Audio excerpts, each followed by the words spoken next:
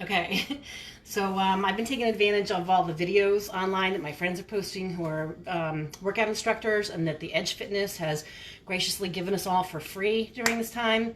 And I decided that I can share what I know how to do, and what I know how to do is cook. So if you're sitting around and you're really bored and you don't know what to make for this house full of people that are living here, I'm gonna try to bring you some recipes. If you have something you'd like me to instruct or teach, go ahead and put it in the comments at the bottom, and I'll look at that and we'll see if we can find some way to produce that video for you. I know tomorrow I'm probably going to do a short video on how to make sourdough starter, because a lot of people are asking about how to bake bread at this time so they can stay inside and make bread. And then I'm going to do like 3 videos on how to make this honey whole wheat bread, because there's so much resting time in between the rising and the proofing and the baking that I'm gonna have to do that in like 3 little installments to give you that. But today we're gonna do onion soup, and this is like really gonna be really simple for you. So first of all, what I have is this really great heavy bottom Creuset pot. I've had this for years, but this is perfect for onion soup because it allows the surface area to get warm all over. And it's going to caramelize the onions, which is what we really want. That's what makes the soup so beautiful, aside from the cheese and the croutons that are on at the end. So onions, it doesn't really matter. These are just like grocery store Spanish onions. You're probably going to need 6 or 7 of them this size to make enough soup for 4 to 6 people. And I went ahead and I pre-prepped all this time so that we looked like we knew what we were doing. But I'm going to show you how to cut an onion. So you cut the top part and the root part, and then you make a little incision on the side, and you peel this away. Now, every time I make something like this, or chicken or beef, I try to make a stock, a vegetable stock, a chicken stock, so that next time I have that for when I'm making soup. So you can either put them in the garden, in the compost, or go ahead and make a stock. I suggest that you make the stock. The next thing you want to do is cut the onion in half from stem to root. Now, most people will go ahead and just slice big slices of onions this way, like this. But then when you go to eat that onion soup, you have those big slurpy onions. And I had a chef when I was in school who said, when I was making onion soup, he said everything that's in soup should be able to fit on the spoon that you're going to serve it. So I'm going to cut mine a little different way than this, because this is when you get those slurpy onions on the spoon that you can't eat. So after I take my half onion, I have it again, and then I'm cutting these nice little thin pieces of onion that in the end are going to fit on my spoon. And that's the reason behind that. Alright, so here's my 7 onions in this bowl. I'm going to go ahead and put it in this hot pan. You can hear I used about 3 tablespoons of butter and 2 tablespoons of olive oil. I don't like to use just olive oil because it doesn't have as good of a melt smoking point, and the onions will burn before they do their caramelized thing. So I like to put the butter in there because that will help it to brown. So all those guys go in there. And this takes a while to get them to caramelize. But what you're looking for is browning. And you kind of want to do it on a lower heat. I'm gonna do it on a higher heat, but a lower heat. And the goal here is to get the sugars that are in the onions to come out and brown on the bottom. That's what gives French onion soup that absolute beautiful color that you see. And it also brings out the flavor. I mean, we're basically making a soup out of onions, but so we're gonna have to get our flavor out of the aromatics that we add and out of the sugars that are gonna caramelize in the bottom of the pan. So while we're doing that, I'll go over the other ingredients you need, and I'll see if I could try and post like a simple recipe. I mean, a lot of my cooking, since I've done it for so many years, it's just in my mind. I understand the science of the food, so I don't really have a whole lot of recipes that have amounts. But you could go online. There's tons of places you could find this recipe. Just type it in a comment box, and I'm sure you can get another video of somebody else making their version of French onion soup. So as this cooks down and browns, the next thing that we're going to do is we're going to deglaze it. And to do that, sherry's the #1 choice of liquor, but I have this Courvoisier left over from the bar, so we're going to use that. This is a brandy, cognac. If it's after 5 o'clock, you could do a shot of that too, or since we're all stuck in the house, you could just do a shot of that now if you want. Worcestershire sauce, we're going to give it a little bit of Worcestershire sauce. We're going to use beef stock, which I have right here. We're going to use Kosher Salt. I love to cook with garlic powder and onion powder. It just brings a lot of flavor. I have from my garden last year rosemary, thyme, and sage. And what I do is when it gets to the fall, I pick all my herbs and I tie them up in little strings, and then I hang them in this location in my house, and they dry out, and then you can just pick them off there and use them all year. So it would be okay while this is caramelizing to go ahead and break that stuff up into there. So that's sage. I don't know, that's a teaspoon of sage.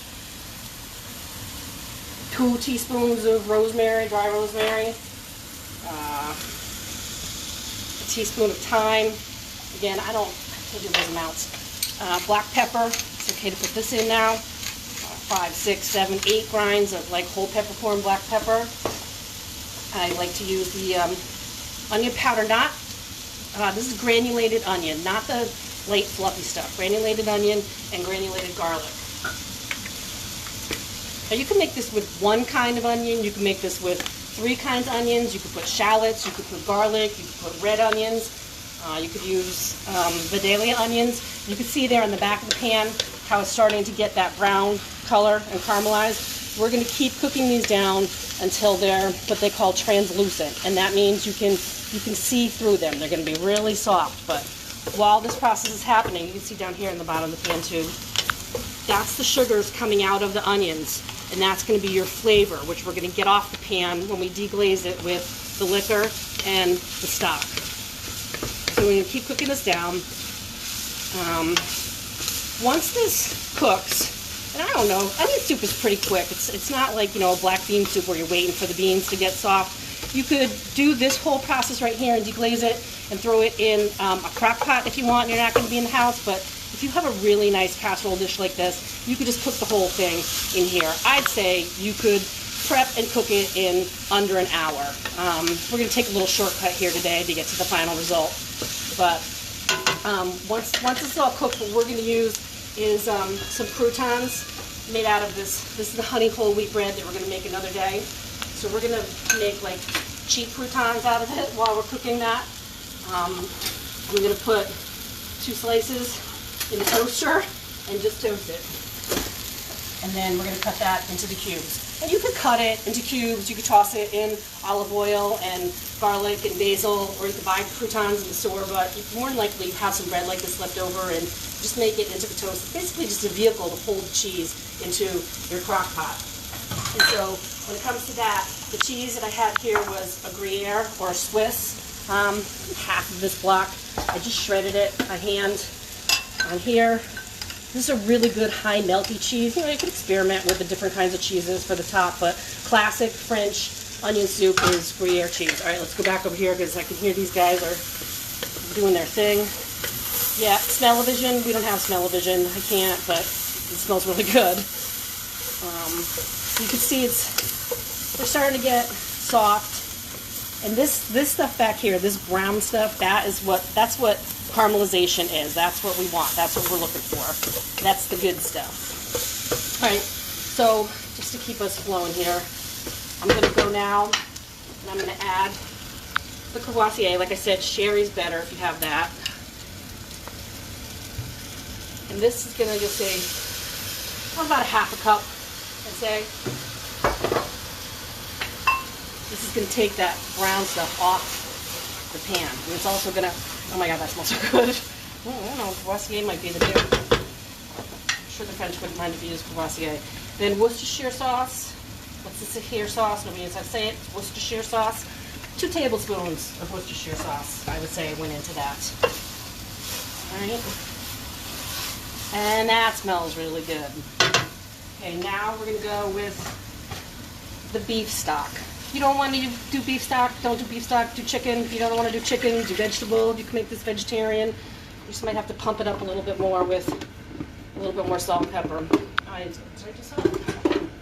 Right, so this guy, you're going to bring to a boil, and then you're going to cover it and simmer it. And it'll just get this rich, brown, delicious onion soup flavor. So that's about the proper amount of onions to stock there. I don't know what, half a gallon of stock, I think maybe that was. Go one more time with that. So bring it to a boil, then we're going to cover it and we're gonna cook it. So we're gonna pretend that this cooked down, and then we're gonna come back. Oh, it's an hour. Wow, look at that. It's beautiful. It's all cooked down. And then take your toasted crouton that you have over here to your bowls, and I'm just gonna do one because this is gonna be our dinner later. So I'm gonna fake it and then I'm gonna stick it back in the pot and do it again. So you're gonna ladle the soup, and you want to get a good balance of onions and stock into your soup. And make sure this is like an oven-proof dish, like those onion crock soups, or this is a pottery dish. And then you're going to put your toasted pieces of bread on top and your Gruyere cheese. Now, if you had a broiler, this would go under the broiler at high hot and it would cook from above, but we're going to try this with this propane tank. You might have a little torch. We're going to see if this will melt the cheese and give it the effect of French onion soup. Let's melting the cheese. Oh, it's going to burn the bread. So, I forgot to mention before I put it in here, make sure you taste your soup before you go and serve it up. You can adjust any of the seasonings, before you're done. That's your chance. If it's too salty, you can add more stock. If it's not salty enough, add more salt. You like pepper, put more pepper in it. You like garlic, it is toasting it. Look at that. I have never done this. I don't suggest this for everybody. I think the broiler would probably be a better way. But if you don't have a broiler, make do with what you got. Some people do smaller torches too, like for creme brulee in their house.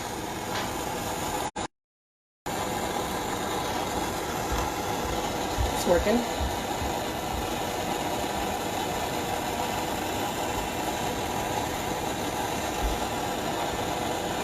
Hey, that's good.